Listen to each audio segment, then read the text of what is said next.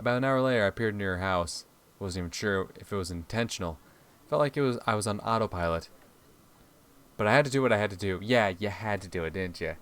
You had to do it to him, didn't you, buddy? Himitsu probably wouldn't be happy if she knew I was here, the entrance to Catherine's house. No shit. I pressed the intercom button. I had to do it twice more before getting a response. Who is it? It's me. We need to talk. There was an unmistakable heavy sigh from the other end of the line, but the door did open. Going up in the elevator, I had no expectation of this ending well. Nope. Sure, I could have prepared in advance, but that wasn't like me at all. Hello. Kachi greeted me coldly and let me into the apartment.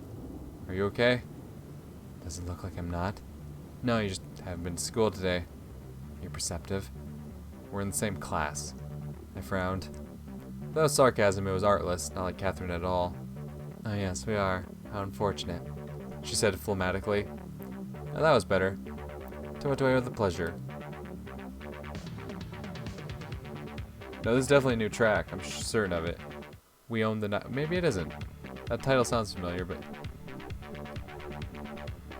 I don't know. This feels like a new track.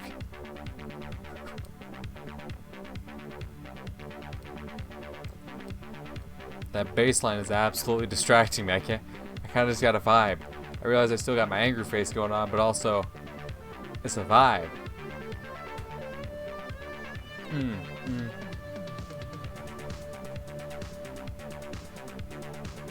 You know what? Yeah, you know what? I'm feeling the vibes. We'll go back to normal face. To what do I owe the pleasure? We need to talk. After these words, I realized that I knew what to say and how to say it. Thanks for the note. Cost me a few sleepless nights and a bunch of nerves. What are you talking about? Catherine tried to look disinterested, but I quickly noticed that something about her changed. You know what I'm talking about. By the way, thank you for inviting me into your home. I also wanted to ask, where did that notebook on your desk come from? The one with someone else's handwriting. Katya walked to the window, jerked aside the curtain, and looked out onto the street. She stayed silent for quite a while, and I internally celebrated, confident I had driven her into a corner. No, she's checking to make sure no one's watching, idiot. Finally, she had to tell the truth. Borrowed it from a classmate to copy their work. Catherine finally said in a calm voice, turning to me. There's no surprise in her eyes, no fear, worry, or dread. Only the same weariness and a light flare of arrogance. Aren't you quick? She smirked. What? But... So you weren't trying to hide that you wrote that note? I wasn't exactly going to shout it from the rooftops, but what's there to hide? Everything seems fairly obvious to me. To you? I'm even surprised you've only decided to talk about it now. Is this a joke or something? What the fuck is this? How was I supposed to guess? And even if... I made an effort to keep myself from completely falling off the handle. Why didn't you just tell me? You could have simply talked to me. Everything is simple to you. Catherine folded her arms over her chest and went silent. What are you trying to achieve?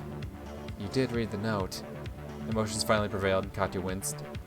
Maybe you wouldn't have guessed. Maybe you wouldn't have guessed. It took you a while. Katya, this isn't a game. Stop. She was about to flare up, but then didn't. What do you know? Catherine spent some time deciding how to answer. Not that much. When we returned to Japan on the very first day, I overheard my mother talking on the phone. She was having a conversation with someone about you and your parents.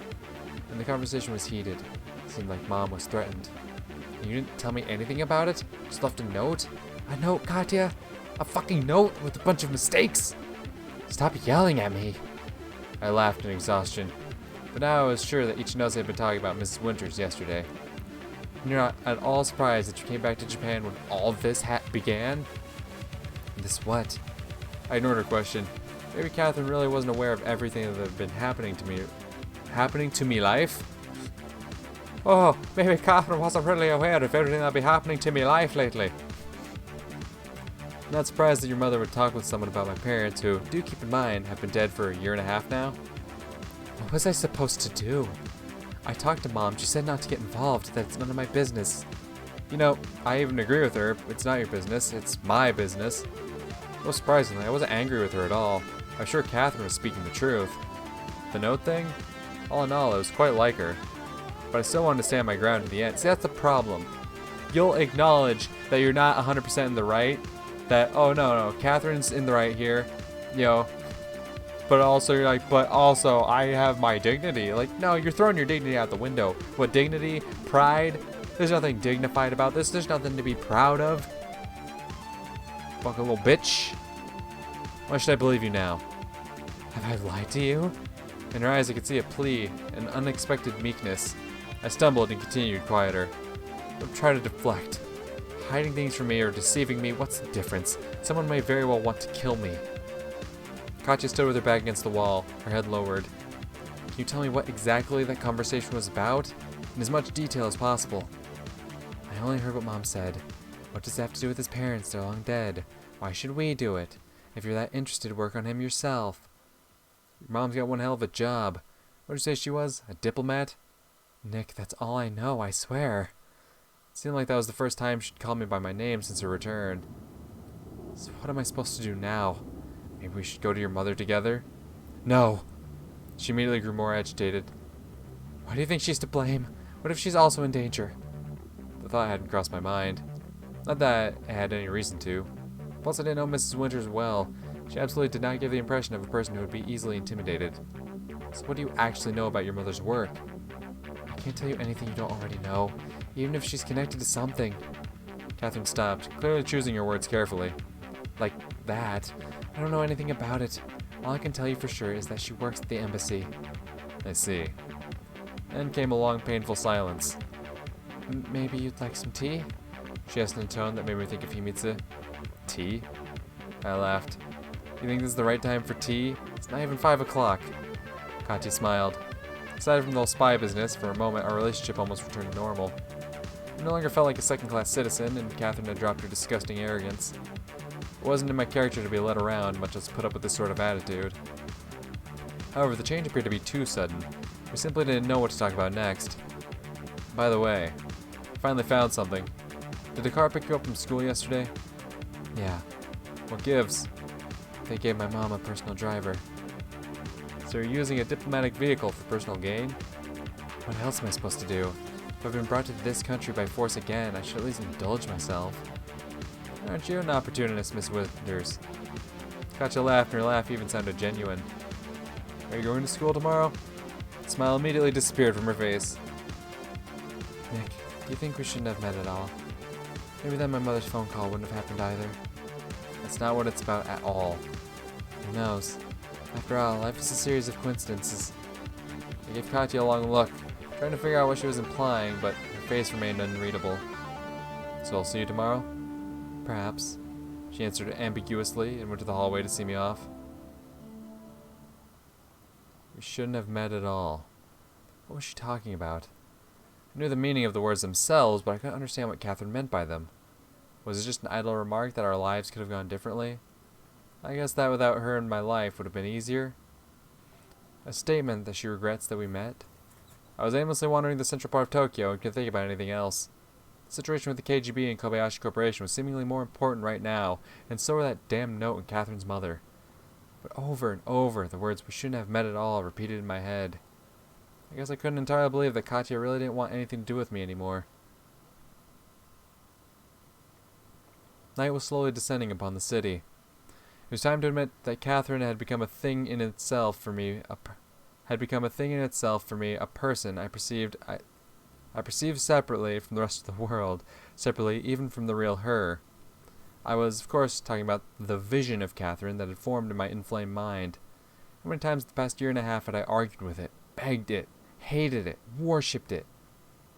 That was exactly why I was finding it so hard to admit myself that Katya was just a human being, with her own problems and flaws, fears and aspirations, sympathies and antipathies.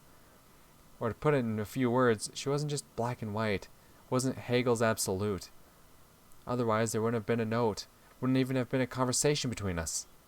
However, my feelings towards Catherine weren't my only problem at the moment. For an hour I'd been feeling like I was being watched. Sure, I had to expect that, but I had to be ready, but I would at least like to know who exactly was watching. The Russians, the Japanese, maybe even the Americans. I picked up my pace and headed home. As she had promised, Himitsu was waiting for me inside. Some brew of unspecified composition stood atop the stove, while she herself was sitting at the table reading a book. Nico-kun, what took you so long? Kind of worked out this way. Where have you been? Surprisingly, I was glad to return to these questions, glad to come back home to this dysfunctional form of family. I was probably just too tired today and wanted some peace and stability. And there was nothing more stable than Himitsu in my life. I was just walking. Thinking. If I told her about my conversation with Catherine, that wouldn't make things any more stable. Even though I had decided not to lie to Himitsu anymore. Just for today. Sometimes it helps, you know. Would it help you more to talk to people more often? I do. Do you? To who? I talked to you. That wasn't a very convincing statement. To Kyosuke. To Michael. To Catherine. I lowered my head apologetically and sat across from her. To teachers at school. Luckily, Himitsu didn't react in any way and started to set the table. Everything turned out to be extraordinarily delicious. I was eating enthusiastically. Himitsu was looking at me with a smile on her face. Yeah. I walked a lot, worked up an appetite. I said merrily. Well, finally, some good news. What's good about it? You want me to get fat? At least not for the next 10 to 15 years. I keep eating like this. Peek again. She laughed. Tomorrow's already Wednesday. My dudes. When we finished dinner, Himitsu brewed tea and laid out some candies on the table that seemed to have come out of nowhere. Poliot, Mishkirvili, some others. Soviet candies. Imported. Where'd she even get them? A gust of cold wind came from the outside. She shivered, and I quickly closed the door. As the kitchen grew warmer, so did my heart. From the hot tea, the sweet chocolate, the soft light of the incandescent lamp, and Himitsu's dreamy eyes. It had been a while since we had an evening like this. Peaceful and kind. The people watching me would definitely leave this house alone, at least for today. Catherine could wait until tomorrow. My angst-racked soul could finally get some rest. All that would have been impossible without Himitsu. Not only did she create comfort around herself, not only did she bring peace and order to my life, but she also served as the pillar that supported it all. I could take her attitude, take everything she did for granted, but that didn't change anything. Without Himitsu, my life would have been very different. How different exactly? That I did not want to think about right now. Where did you get the candies? Dad brought them from work. Your dad brought them? Where did he get them? I don't know. What does it matter? Are they tasty? Like in your childhood? To be honest, I didn't even vaguely remember the taste of those candies from my childhood. I simply had no right to upset Himitsu. Of course. I mean, they're the same candies. It's, well, logical. I could tell when you're not telling the truth. Well, that didn't work out. Come on, I don't remember what I ate for breakfast. You asked me about something that happened 10 years ago? Some things you remember for a lifetime. Was there some kind of moment between these two? Was there some kind of moment between these two? Where he made some kind of promise? Is this kind of like a Maya situation from Love? Where like, oh yeah, when he was like a young toddler, he made some promise about marrying her. And that's something that she's always kind of stuck with her. But he's totally forgotten about it because he was just a kid saying stupid things. And for me, Soviet candies isn't one of them. If only I were you. What then? You write about it in your diary? Maybe you do. Yeah. Do you have a diary? Huh? Like another childhood friend I know? You keeping a diary, huh? Of all your days you spend with Nikolai? I teased. But you've got an entire section for candies in there. Maybe. What's bad about that? Nothing. Nothing at all. I hemmed and threw another candy into my mouth. In fact, it's quite cute. You could do with writing some things down too. How do you know I don't? Yeah, I've got a dossier on every single one of you. Do you? And what does it say about me? That you like candies and soon you'll be fat like a kolobok. Nico-kun. She tried to throw a candy wrapper at me, but halfway through its flight it entered an uncontrollable nosedive and crashed. It also says I'm very grateful to you for everything. And that I love you very much. I got too emotional and couldn't stop. Himitsu didn't respond, just looked at me with hopeful eyes. The oppressive silence covered us for a while. I was tense, on pins and needles. What was I supposed to say or do next? Suddenly the unnaturally loud sound of a car horn came from the street. She jumped. It must be late by now. I quickly blurted out, afraid of what could happen between us next. Yes. Himitsu said, upset. Till tomorrow then? Till tomorrow. I didn't even have to clarify what would happen tomorrow. She would come and wake me up. Like every other day. I thought I wouldn't be able to fall asleep quickly, Was sure that the dark thoughts would retreat easily, but the slumber I desired came almost immediately. This man's gotta stop just sneak dropping the fucking confessions. It's not gonna end well, homie. You can't just be like, oh, by the way, I love you. Anyway, it's... Gotta fucking put some oomph behind it, goddamn. Anyway. Sometimes a dream is just a dream. That is typically what dreams are. In this case, however, it was a diseased retrospective on recent events. I was chasing Catherine while she was running away, and constantly turning around, smiling, waving at me, and shouting something. Her words were carried away by the wind, and only her eyes shone and lips moved in silent labor. Nico kid. I started to hear behind me. Nico kid. The voice was becoming ever clearer. Himitsu was chasing me. She didn't look angry, but rather sad and weary. No. Where was I running to? After or from who? In a dream, you could move easily, effortlessly, as if floating, immediately gaining unprecedented speed without getting strained or tired. As if standing on an escalator as it rushes ahead. It takes you up or brings you down, depending on the point of view. Yeah, escalators. I opened my eyes and immediately realized it was early in the morning. This happens sometimes. You don't need to glance at the clock or look outside. Your own body gives a signal that it has yet to fully recover. The heavy head, the puffy eyes, the dry horrors, I knew these symptoms all too well. Except I hadn't been drinking yesterday. I got the feeling that sleeping the rest of the time I had left wasn't the best idea. Catherine from the dream seemed to have stopped, and I finally managed to hear what she was shouting. We shouldn't have met at all. Have met at all. Have met. I rolled to the other side. The KGB, the Japanese, the project, Kobayashi Corporation, even my parents' death. If all that hadn't happened, Catherine would have still remained in my life. Moreover, she would have remained even if she had not returned to Japan. If not in my life, then in my heart. Why? If not in my heart, then in my neurons, then in the neurons of my brains and internal glands. Don't talk about your glands. The mechanisms of romantic love might be of interest to an outside observer, a scientist looking at the problem as a matter of human physiology. But a man sick with smallpox would be more interested in how he had managed to catch it so late into the 20th century than its pathomechanisms. A cup of hot tea woke me up. I seemed to recall that this pack hadn't been here before. Could Himitsu have brought it? Himitsu. She's about to come wake me up. How surprised she'd be to see... Except I don't want her to see me at all. Not today. Not right now. Why? Perhaps yesterday had gone a bit better than I could have expected. Perhaps I had reason to hope that my life would get better, at least in some respects. But now I'd woken up, and it started all over again. She can't see me like this. I was absolutely positive she would realize everything right away. What? She would realize everything right away from seeing you awake early in the morning. Homie, Himitsu obviously can see through your bullshit, of course, but what are you... What? The fuck does that even mean, my guy? I felt naked, with my feelings exposed, defenseless before the outside world. And so I ran. Why? Why? I don't understand. Call me an idiot, but the fuck is happening?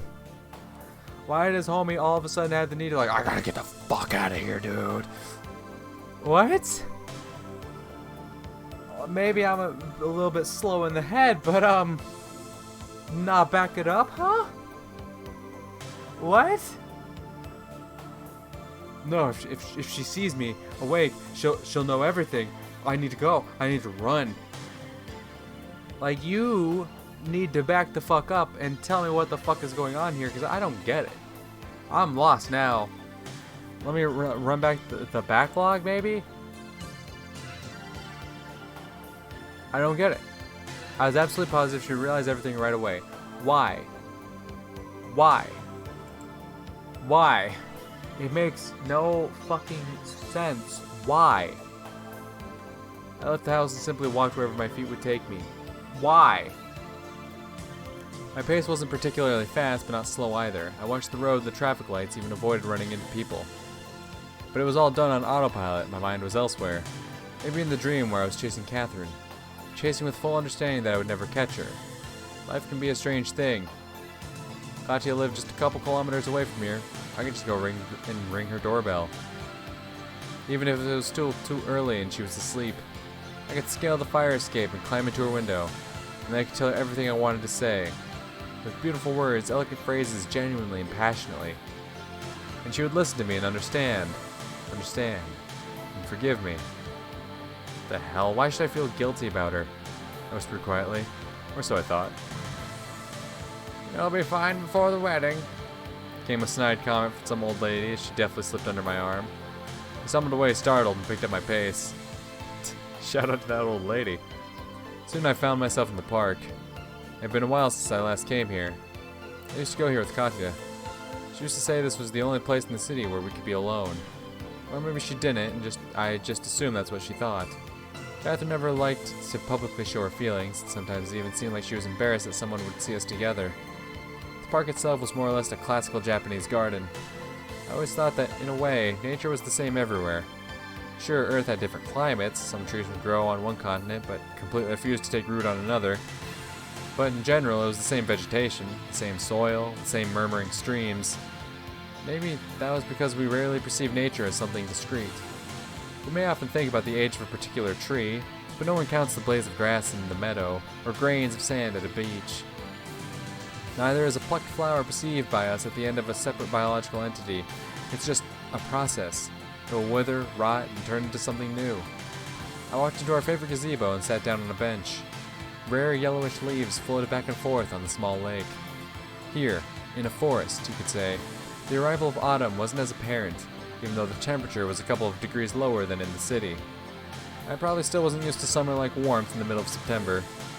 In the middle of September. What was the weather then, I wondered. It had been 2 years. 2 years. Is that a lot for plants? It depends on the plant. You know, for like little daisy, maybe. For fucking tree? No, not really.